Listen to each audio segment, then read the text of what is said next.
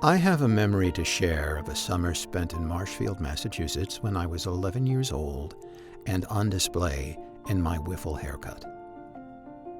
I always looked forward to seeing my best summer friends, Mark and Janie. We were at the beach from 8 to 6 daily, Monday through Sundays. And when we weren't surfing with our styrofoam surfboards, inevitably we'd be roasting ourselves silly on our beach blankets. This is way before the days of sunblock, when our moms would slather us with Johnson's baby oil, and we'd happily suffer through the consequences, as there was always some kind of painful relief if we hadn't already blistered. Does anybody out there remember Bactine? Mark's dad had grown up with my dad, and he owned a nearby donut shop where every Sunday after Mass, Mark and I would sell the weekend editions of all the Boston papers. Now, during this particular summer, my mom took me and my brothers to see 2 summer stock matinees at the South Shore Music Circus in Cohasset, Funny Girl with Barbara Minkus and Charlotte Rae, and The Mad Show with a wonderful cast, who unfortunately I just can't seem to remember.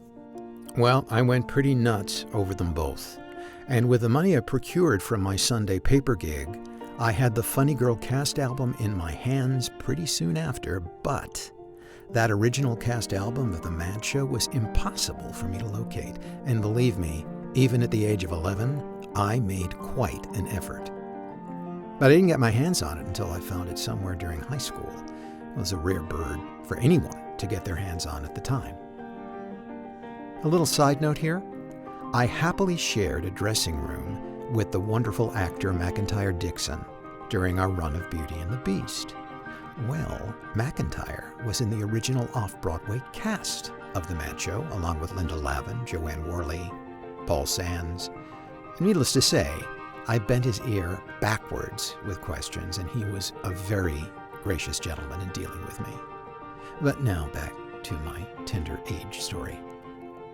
I couldn't get enough of listening to Funny Girl, and it made its rounds endlessly on my portable GE record player.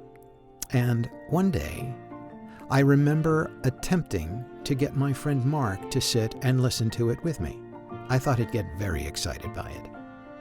Well, he was quiet and very patient, and when I lifted the arm off the record at the end of side 2, he left.